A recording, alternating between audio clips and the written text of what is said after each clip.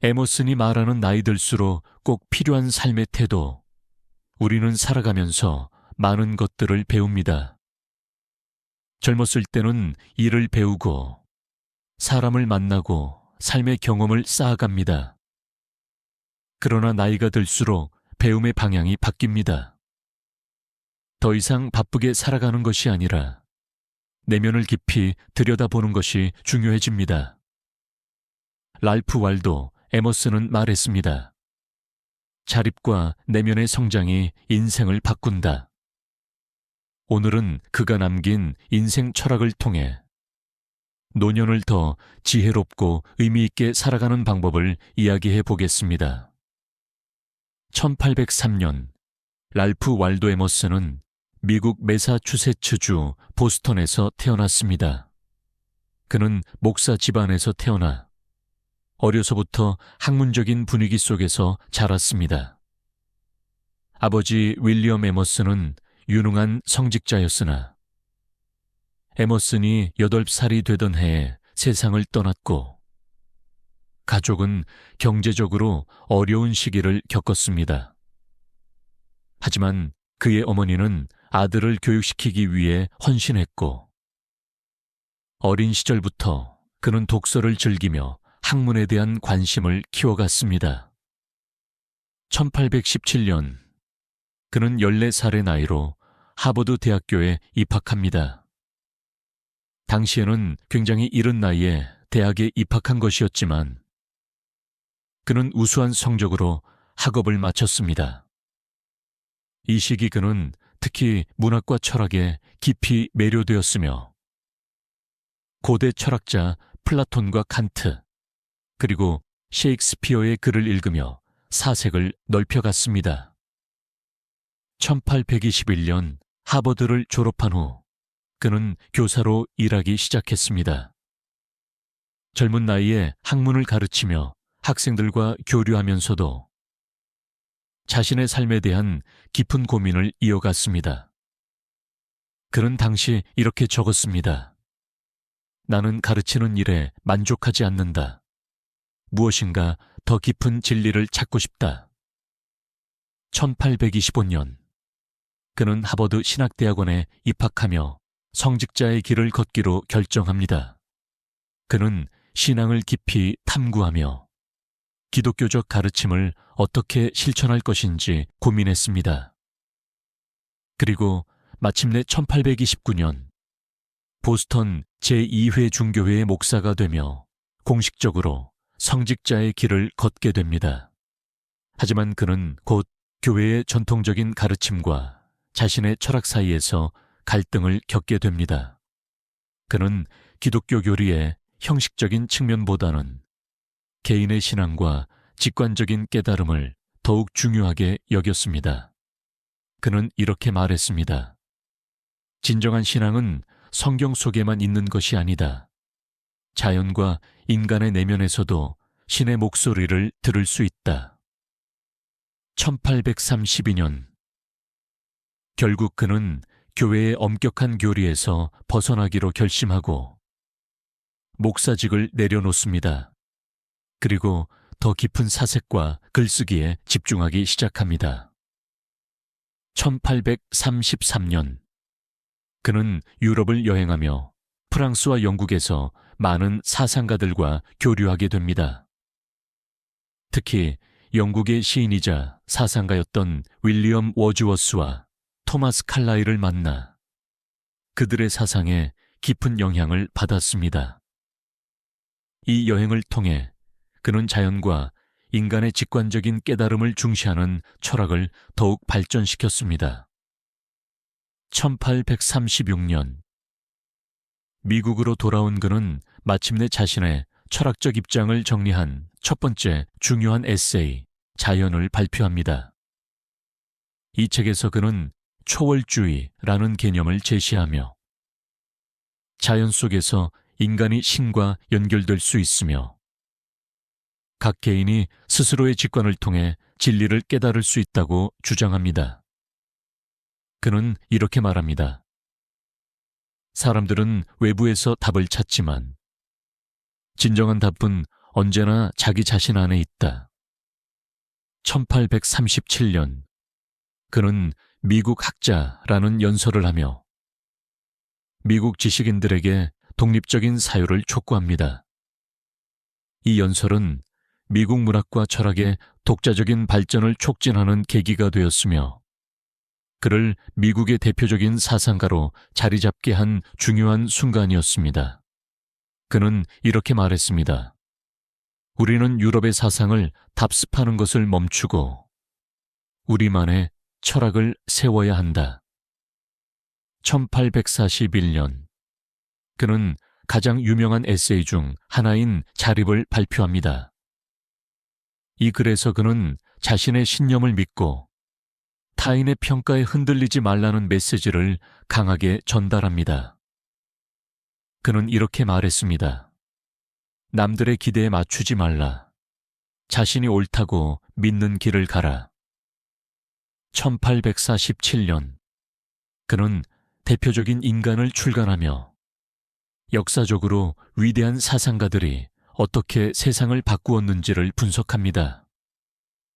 그는 소크라테스, 플라톤, 셰익스피어, 나폴레옹 같은 인물들을 조명하며 위대한 인물들은 결국 자신만의 철학을 실천한 사람들이라는 점을 강조합니다.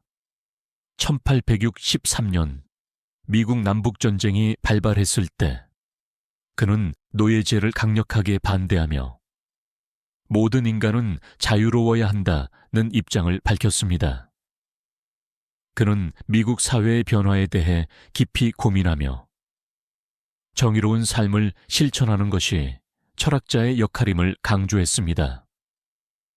1872년 그는 건강이 악화되며 점차 대중 활동을 줄이게 됩니다. 그러나 마지막까지도 그는 글을 쓰고 사색하며 자신만의 철학을 이어갔습니다. 그의 마지막 시기에는 자연과 함께하는 삶을 더욱 중요하게 여기며 조용한 삶 속에서 깊은 깨달음을 얻었습니다. 이제 1882년 그는 79의 나이로 세상을 떠납니다. 독립적인 사유와 내면의 성장을 강조하며 자신이 믿는 철학을 실천하며 살았습니다. 그가 남긴 철학은 단순한 지식이 아니라 우리 모두가 더 나은 삶을 살아가는데 적용할 수 있는 실천적 지혜입니다. 그는 이렇게 말했습니다. 스스로를 믿어라. 당신이 가진 힘은 생각보다 크다. 이 말은 나이가 들수록 더욱 깊이 새겨야 하는 지혜입니다. 첫째, 나이 들수록 자립해야 합니다. 에머스는 자립을 강조했습니다. 그는 남에게 기대지 말라. 스스로 설 수 있어야 한다고 말했습니다. 우리는 젊었을 때는 가족을 위해 혹은 사회적 역할을 다하기 위해 살아갑니다. 하지만 인생 후반전에서는 이제 나 자신을 위한 삶을 살아야 합니다. 에머스는 이렇게 말했습니다. 스스로 일어나지 않으면 언제까지나 남의 손에 끌려다니게 될 것이다. 나이가 들었다고 해서 삶의 중심을 잃어서는 안 됩니다. 경제적으로나 정신적으로 자립할 수 있는 태도를 가져야 합니다. 그렇다면 자립하는 방법은 무엇일까요? 작은 것부터 시작하면 됩니다. 스스로 결정하고, 스스로 계획하고 나만의 방식으로 하루를 채워가는 것입니다. 어떤 삶을 살고 싶은가? 이 질문을 스스로에게 던져보십시오. 둘째, 나이를 먹을수록 내면을 성장시켜야 합니다. 에머스는 말했습니다. 인생은 끝없는 배움의 과정이다. 우리는 배움을 멈출 때 정신적으로 늙어갑니다. 나이가 들어도 새로운 것을 배우고 생각을 확장하는 것이 중요합니다. 책을 읽고 새로운 취미를 가져보고 배움을 이어가는 것이 삶을 더욱 풍요롭게 만듭니다. 에머스는 이렇게 말합니다. 지금까지 해보지 않았던 일을 해보라. 그것이 당신을 더 넓은 세계로 데려갈 것이다. 노년의 배움이란 단순한 지식이 아니라 삶을 바라보는 태도를 변화시키는 것입니다. 셋째, 타인의 시선에서 자유로워져야 합니다. 에머슨은 남들이 당신을 어떻게 보는지는 중요하지 않다라고 말했습니다. 나이가 들수록 우리는 타인의 시선을 덜 의식해야 합니다. 젊었을 때는 남들의 기대를 충족시키기 위해 살아가지만 이제는 오롯이 나 자신을 위한 삶을 살아야 합니다. 에머슨은 이렇게 말합니다. 자신을 믿어라. 당신의 생각과 신념이 세상의 기준보다 더 중요하다. 남의 평가에 휘둘리지 말고 자신의 삶을 살아가는 것이 중요합니다. 내가 좋아하는 일, 내가 원하는 삶, 그것을 선택하는 것이 진정한 자유입니다. 넷째, 현재를 살아야 합니다. 에머슨은 과거에 얽매이지 말라라고 말했습니다. 우리는 나이가 들수록 과거를 자주 돌아보게 됩니다. 그때 이렇게 했어야 했는데, 이 일을 시작했더라면 어땠을까? 하지만 중요한 것은 지금 이 순간입니다. 에머슨은 말합니다. 과거는 지나갔다. 미래는 아직 오지 않았다. 그러므로 우리는 현재를 살아야 한다. 현재를 충실히 살아가는 것이 후회 없는 삶을 만드는 길입니다. 다섯째, 감사하는 마음을 가져야 합니다. 에머슨은 행복의 비결에 대해 이렇게 말했습니다. 감사는 삶을 풍요롭게 만든다.